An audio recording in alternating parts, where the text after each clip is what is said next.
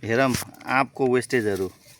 यो काँचो आँपहरू सानो कतिको वेस्ट गइरहेछ हेर्दै गर्नुहोस् है। हाम्रो करिब 1,05,000 मेट्रिक टन सिरा जिल्लामा उत्पादन हुन्छ आँप, जसमध्ये लगभग 25,000-30,000 मेट्रिक टन हाम्रो यही अवस्थामा यो प्रोसेस हुनुपर्ने आँप हो कि, तर वेस्ट गइरहेछ।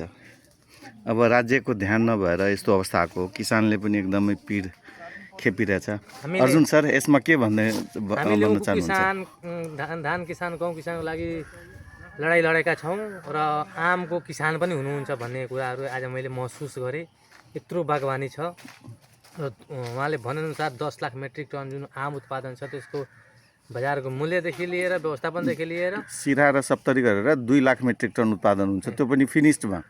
र यो 25,000 मेट्रिक टन हाम्रो यो यस्तो अवस्थामा वेस्ट भइरहेछ कि कुनै पनि प्रोसेस हुँदैन। यो खेतमा त्यत्तिकै हेर्नुहोस् न, यो जङ्गलै छ आँपको।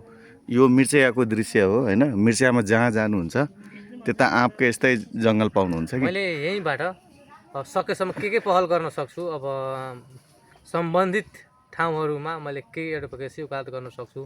आज म प्रण लिँदैछु र यसको लागि म केही न केही गराउनु र गर्नेछु। धन्यवाद। धन्यवाद है अर्जुन सर। हजुरले अवश्य केही न केही गर्नुहुन्छ भनेर पुरै आशा गर्दछु। धन्यवाद।